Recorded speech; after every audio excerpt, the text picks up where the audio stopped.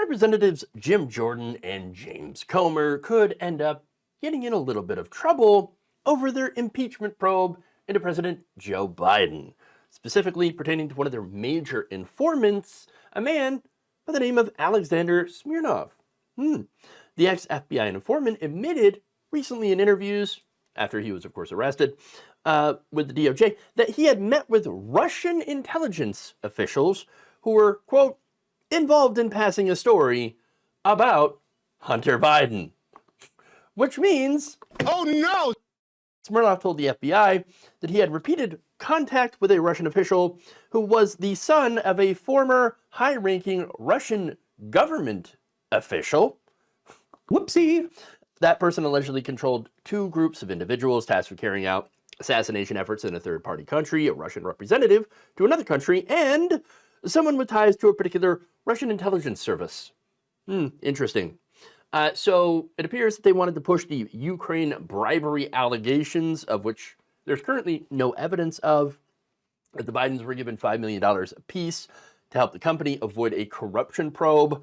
The reality, of course, is that the Ukrainian prosecutor at the time was corrupt and was actually preventing an investigation into Burisma, which is why Joe Biden and others actually pushed for his removal.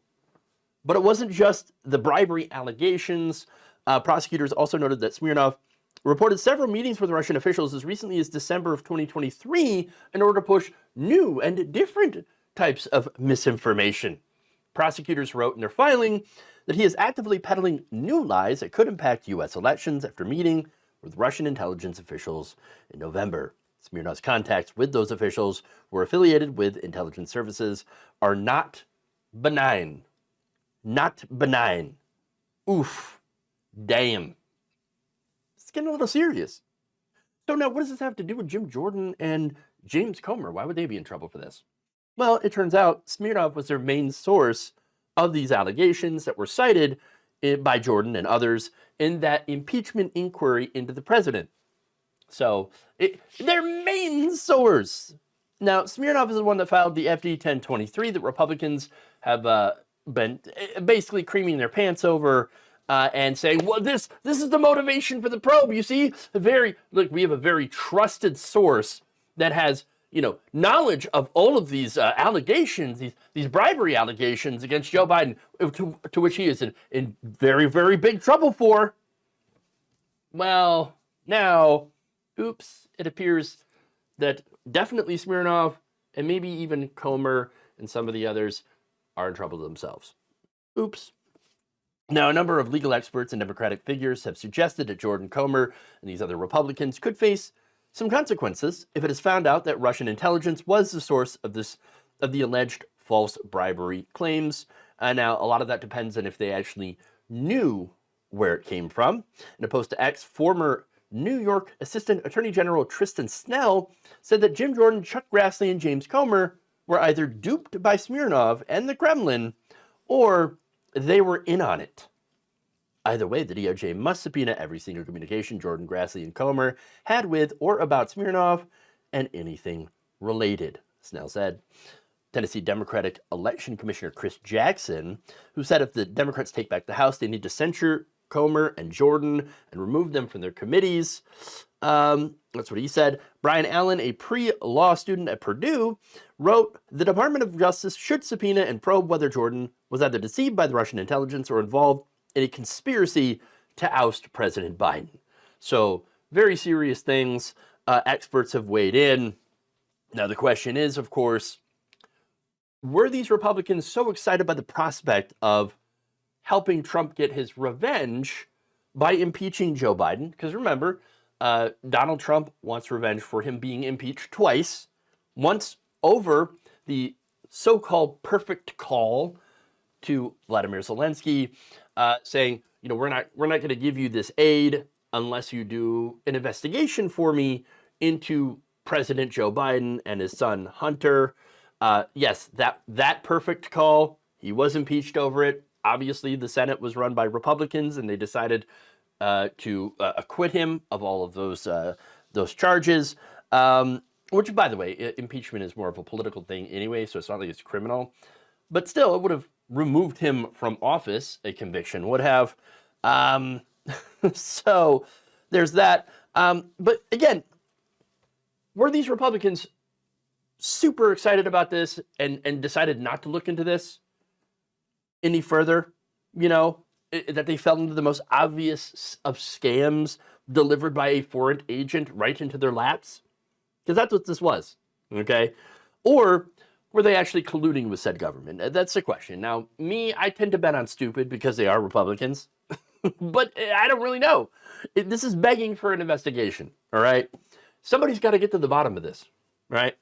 Now, that said, Jim Jordan was asked about this, okay? And his response was defiance. Its involvement in a bribery scheme now that Alexander Smirnov is proven to have made it up, and it was based off Russian intelligence. Doesn't change the 4 fundamental facts. Hunter Biden was put on the board of Burisma, gets paid $1 million a year. Fact number 2, he's not qualified to be on the board. He said so himself in an interview, I don't know, with you or some network. Fact number 3, Zolochevsky and Pizarski, the 2 executives at Burisma, specifically asked Hunter Biden, can you weigh in with D.C. and help us deal with the pressure we are facing from the prosecutor? Fact number 4, Joe Biden, then he gets called. Hunter Biden calls his dad, according to Devin Archer, Hunter Biden's business partner. Fact number 4, Joe Biden then goes to Ukraine 3 days later and conditions the release of the money, American tax money, on the firing of the prosecutor who was applying the pressure to the company that Hunter Biden sat on the board of. You said the 1023 is the most corroborating piece of information you have. It corroborates, but it doesn't change those fundamental facts. So now it's not true. Well, you know, the fundamental facts have not changed. Well, I don't hear you. La, la, la, la, la. I'm going to ignore you. Here's the thing, though. Did Hunter Biden get his job because he's a Biden, son of Joe Biden? Yes, absolutely. That's kind of what happens when your family has wealth and power. Turns out, it opens doors.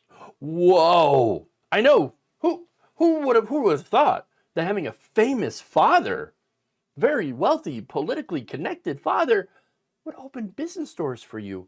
Oh my God. Oh my God. I know, right?